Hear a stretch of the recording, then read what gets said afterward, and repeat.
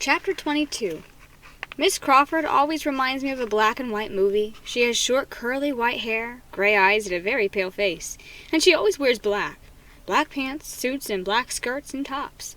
I don't know how old she is. I think she's pretty old. But she's very lively and athletic. Sometimes she joins in during volleyball games in the gym. I sat down in the stiff back chair in front of her desk, and she moved some files aside and leaned across the desk towards me. "I'm glad you came by," she said, her smile fading. "Huh? Really?" "I've been meaning to talk to you, Ricky," she continued. "I understand there was some trouble at the car wash last Saturday." She waited for me to say something, but I didn't know what to say. "I've been told that you started a water fight last Saturday," Miss Crawford said sternly.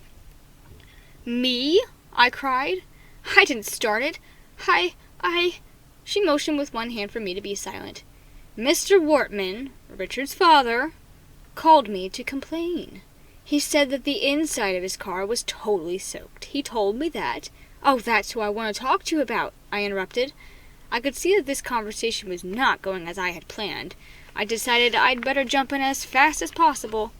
"I wanted to talk to you about Wart," I said. "I mean, Richard. He's not a kid, see? He told me. He's a creep." Miss Crawford's mouth dropped open, and she blinked at me.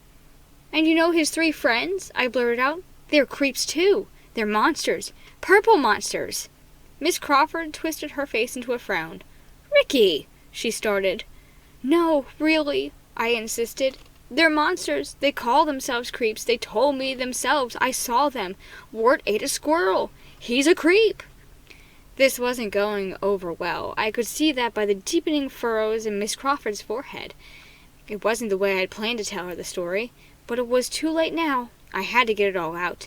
"I'm their commander," I told the principal. "At least they think I'm their commander, but I'm not really. And they... Miss Crawford jumped to her feet.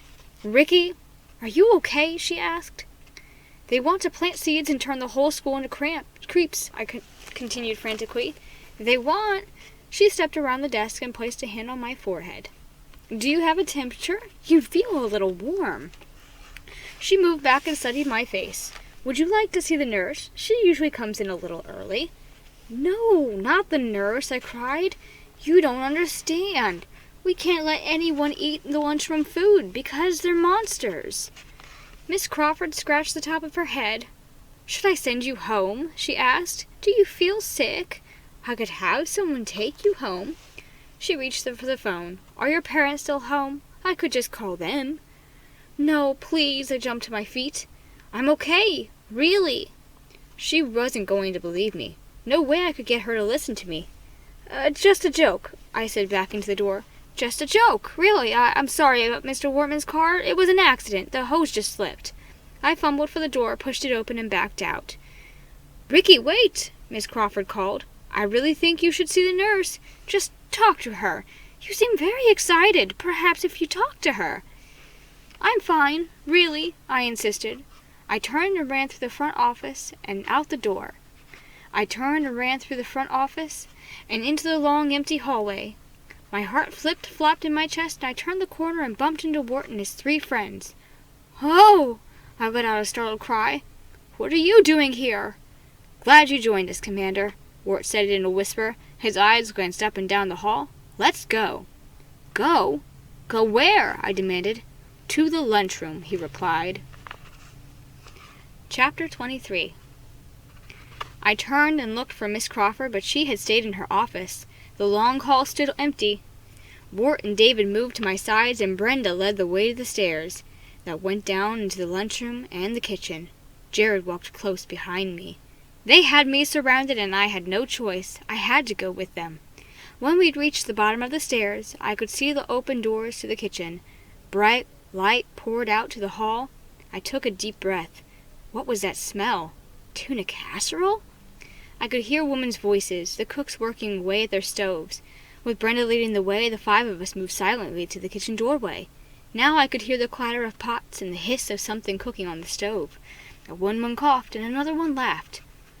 Brenda turned suddenly, and I nearly walked into her. She shoved something into my hand. The plastic bags of seeds. "You may have the honor, Commander," she whispered solemnly. "You may hide the seeds in the food." Well, I pressed my back against the tile wall. I didn't want to go in there. I didn't want the honor of planting the seeds. Maybe we should come back a little later, I suggested. Remember, I suggested that we wait. I told you to wait until... We have no choice, Jarrett whispered. We know you want the mission to succeed. Good luck, Brenda said softly. David and Jared gave me a hard push into the kitchen. Squeezing the bag of seeds between my hands, I blinked in the bright light. I could see the 3 women in the white uniforms with white aprons. They stood across the big room at the stoves against the wall. They had their backs to me, tall soup pots bubbling and steaming on the stoves. I swallowed hard. If one of them had turned around, she'd see me instantly. I slid beside a cabinet near the doorway. Ahead of me stood a long, shiny aluminum counter. Enormous trays of food stood cooling on the counter. I saw a big tray of macaroni and cheese, a tray of steamed broccoli, a huge tray of tuna casserole. I guessed it would take about 10 steps to reach the counter. So close! I could probably dive to the counter, pour the seeds out onto one of the big food trays, and run over to the door in less than 10 seconds. Even if one of the cooks turned around, I could accomplish the mission and be out of there before she could even cry out. What am I thinking? I asked myself, pressing against the side of the cabinet. I don't want to accomplish the mission. I glanced back to the kitchen doorway, and all 4 creeps huddled there, watching me. They waved their hands frantically, motioning me to get on with it. I had no choice. Had no way to escape. I had to go ahead and plant the seeds. I sucked in a deep breath and held it, and then, my eyes on the white uniform backs of the 3 cooks, I crept up quickly to the long food counter. I stopped a few feet away, and in front of me on the food counter stood an enormous square metal pan of macaroni and cheese. It was steaming hot, fresh from the oven. The tangy cheese smell floated up to me. I can't do this, I decided. I can't. I turned back, and the 4 creeps leaned into the doorway, blocking my escape. All 4 of them were signaling wildly for me to pour the seeds.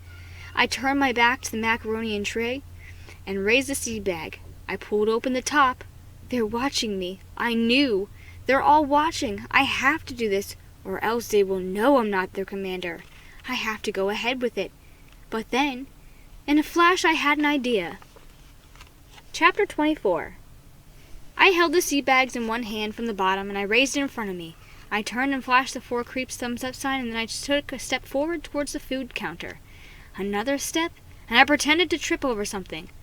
I stumbled forward, my hand shot up, and the seed bag flew into the air.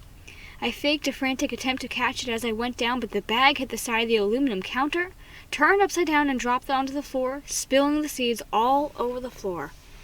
I watched them roll in all directions. The bag lay on its side in front of me, empty. Yes, I thought happily. I've done it. I've destroyed their plan. I forced an unhappy expression on my face and scrambled on my hands and knees out of the kitchen door. Ward pulled me up and dragged me away from the open door. I shook my head sadly. Sorry, I muttered. I am so sorry. I have failed you all. I pretended to be near tears. Really, I'm so sorry.